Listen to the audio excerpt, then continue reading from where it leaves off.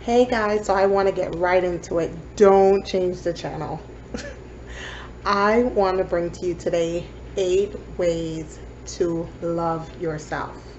If you are struggling with self love or you love yourself but you have weak moments, then I think this video will be beneficial for you. These are just 8 ways that helped me to love myself better, and I'm hoping that these 8 ways will also help you to love yourself better. If you can think of other ways that are not mentioned in the video, feel free to drop them down in the comment box, because there's many ways to love yourself. There is no one answer, but I will be bringing you 8 ways. And if you enjoy what you see in the video, please give it a thumbs up, like the video, and definitely subscribe. Let's get into it. Way number 1, acknowledge the creator. I know some of you may not believe in a higher being or creator, but I do. And these are ways that have helped me to learn to love myself. And I believe that if you acknowledge that you did not create yourself, if you acknowledge that you were created by a higher being, you will start to appreciate yourself. You will start to love yourself because you will see the intricate detail that was put into creating you. Way 2 is acknowledging God's love for us. God loves us so much that He created us in His image and His likeness. So when you realize that God loves you, then it will help you to learn to love yourself, because your Creator loves you. So why can't you love that very being that He saw so precious, that He created so intricately? So definitely number 2, acknowledging God's love for you. Way 3 to loving yourself is appreciating creation. When you realize that things can be created, people are created, ideas are created, you will learn to love yourself more, because you will realize that you indeed were created as well. And think about when you are trying to think of an idea or create something, so much thought goes into the process. And that's the same way as when you were created. There's so much little fine details and so much little intricate aspects of you that went into creating you.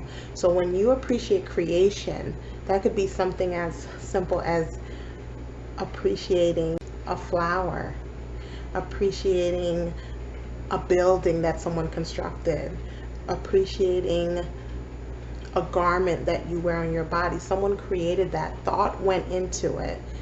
And usually when someone makes something, a lot of thought and detail and importance goes into it. Think about even creating a cake. When you go to make this cake, you go and you buy all these ingredients and you measure them and you put them together to create this cake. The cake doesn't just appear. So in that same essence of creating a cake, you were created intricately. Your DNA, every little fine detail, physical features, your internal desires were so intricately designed that you have to appreciate creation in order to appreciate yourself. Number 4, appreciating your physical features. Now, this one is a hard one because we do live in a world that tells you what features are deemed as acceptable, which features are more desirable, but it doesn't mean that you can't start to love yourself a little at a time. Take time to look into the mirror and tell yourself, I am beautiful. Look at your physical features. Look in your eyes. Look at your nose, your lips, your cheeks, your eyelashes, your eyebrows, your neckline, your collarbone. Take in every little intricate detail about yourself and start to tell yourself what you love about each one of them. This may seem taboo and weird and awkward, but believe it or not, it really helps build your confidence, and it helps you to realize that you are indeed special. Look in the mirror and say, I am beautiful. Not based on what social media tells you, not based on what maybe you heard your parents say to you growing up, or what friends said, or what enemies said. Just looking at yourself, having a one-on-one with you in that mirror, and you say, I love my eyes. I love the way they're intricately designed. I love the shape of my lips. I love the shape of my nose. I love the shape of my eyebrows. I love the shape of my body. The more you tell yourself these things, is the more you will believe it. And sometimes you may have to step away from social media and other influences that prove otherwise, because often we start to compare ourselves to the people that we see, and we start to say, well, I don't look like that, so I must be undesirable. And that is not true. You have to love your physical features, and if you don't love them, you cannot expect anyone else to see you and say, oh wow, you're so beautiful, you're so this, and I love your lips. And because even when they tell you, it may fall on deaf ears because you don't believe it. So a part of self-love is really taking that time out to find some physical feature on your body that you love, and tell yourself, I love me. I love my ears. I love the shape of my brows. I love the shape of my nose. I love my cheekbones. I love the color of my skin. Number 5, appreciating your internal characteristics and traits.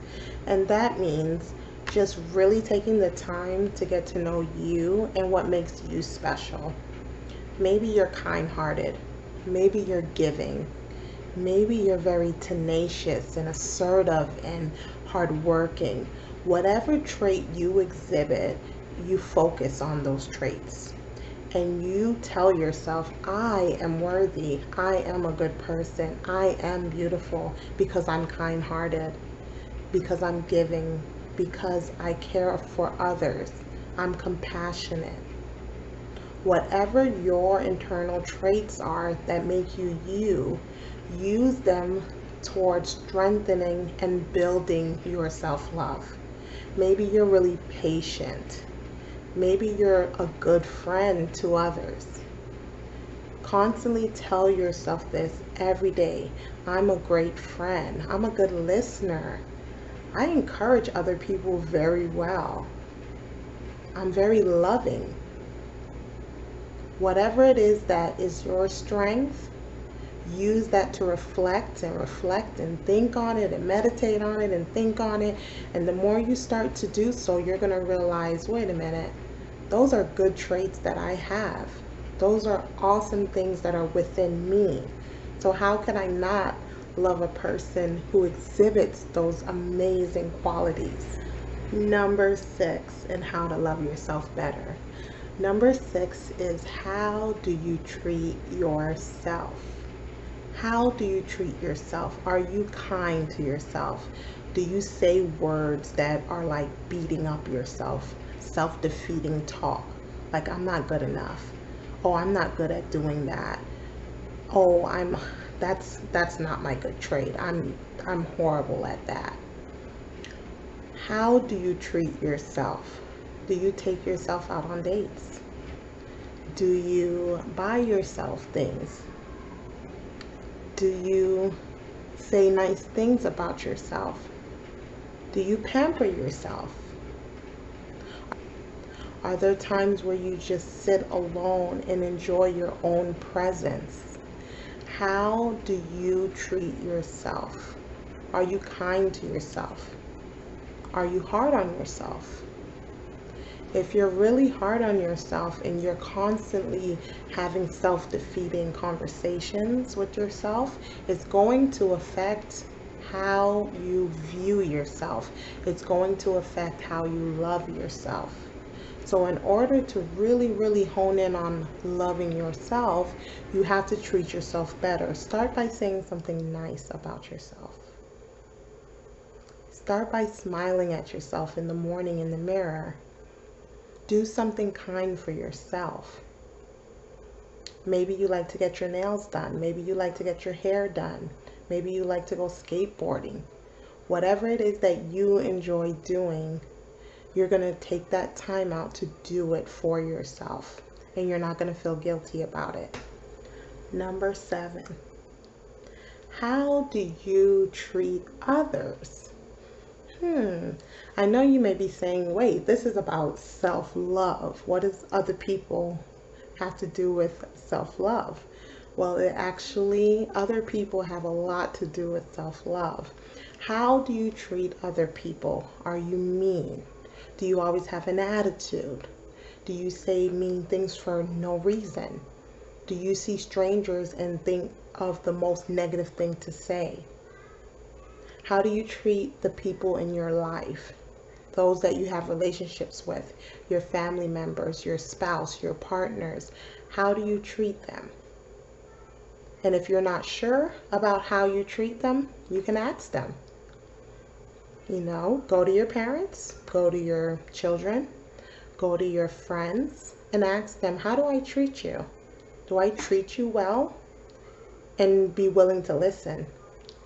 If they say, no, you're actually very abusive with your words, you tear me down a lot, you don't listen when I talk.